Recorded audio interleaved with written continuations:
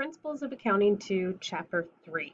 So in Chapter 1 or 2, last week, we start to talk about job costing and how overhead was calculated in job costing. Now we're going to look at how costs flow through a job costing system. So the first part of the PowerPoint is just some reminder of vocabulary terms that we talked about in Chapter 2. So first we have the job costing system. So this is a costing system that is used for different products, jobs, or services and what the job costing system is how we allocate direct materials, direct labor, and overhead to different jobs.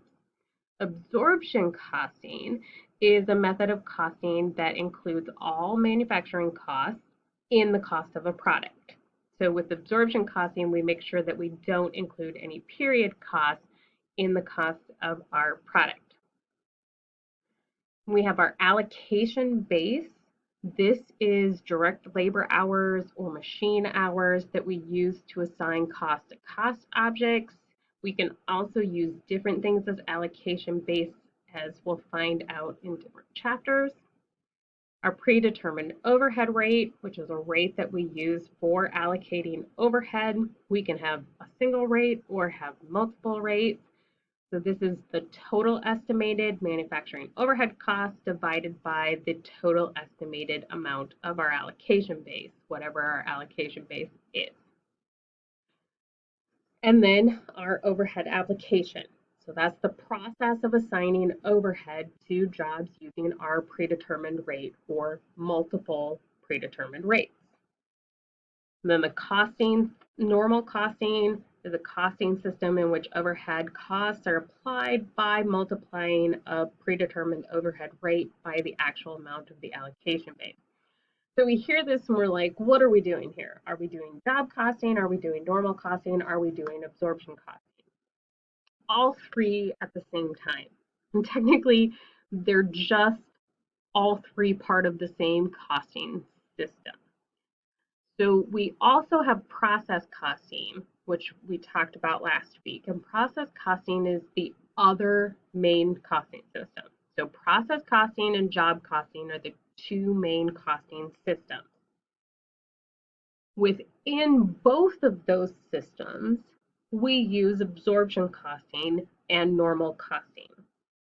So knowing that the absorption costing is including all manufacturing costs in the product cost, and normal costing is using an allocation base to allocate overhead using a predetermined rate.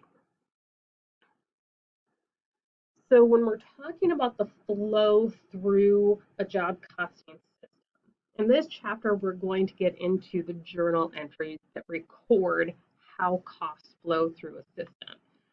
So the things that we're going to be talking about are raw materials, which are also sometimes called direct materials, but can include indirect materials. Work in process, which is the partially complete inventory that's not ready for sale at the end of the period. Finished goods inventory, this is sitting in our inventory waiting to be sold. And our cost of goods manufactured. So we've had cost of goods sold, which is the unit product cost times the number of units sold. Our cost of goods manufactured is all costs manufactured throughout the period. So it includes the ones that are sold and the ones that are still sitting in our finished goods inventory.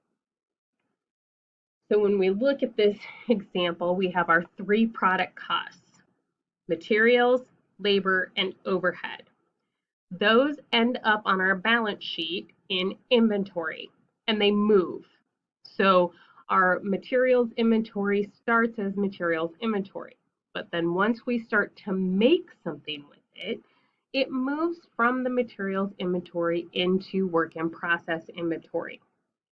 We add direct labor and manufacturing overhead to the work in process inventory as we're working on our item.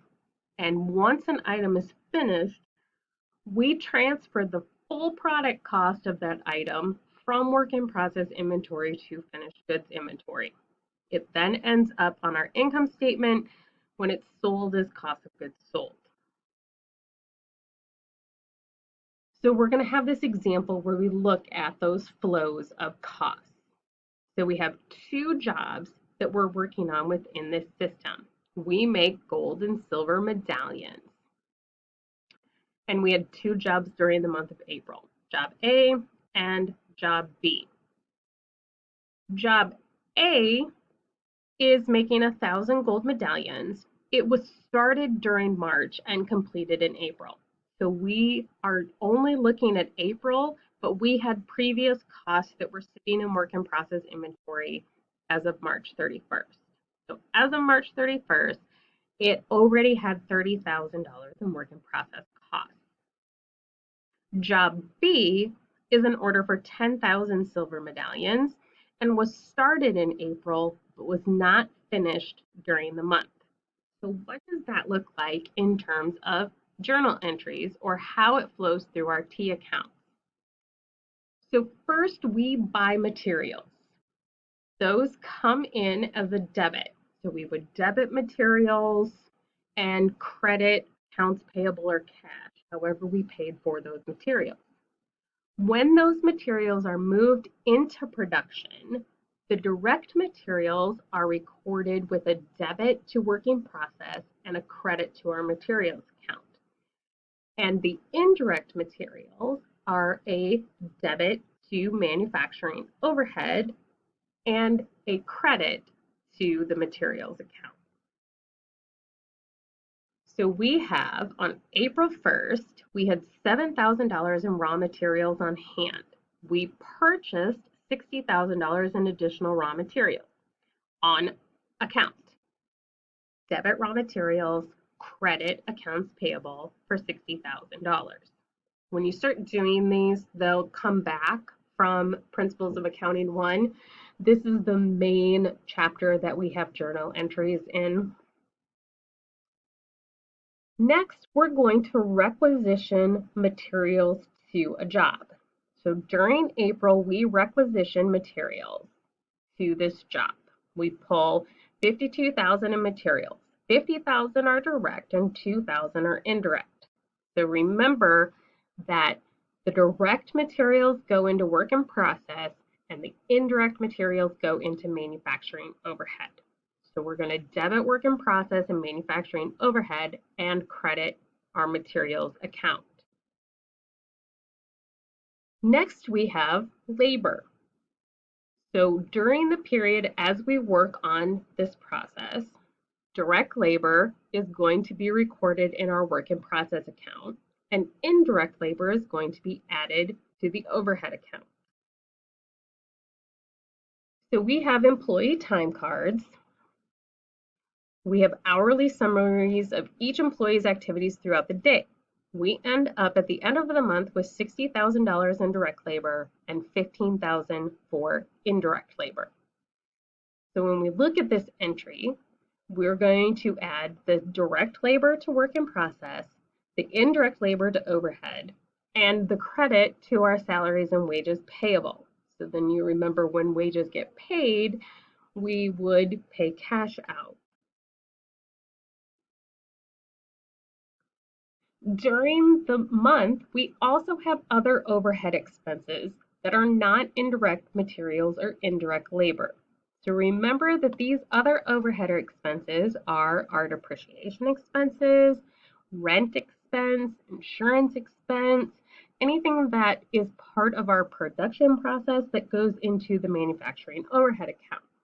We record that with a debit to overhead and then a credit to either the related payable or cash, however it's paid.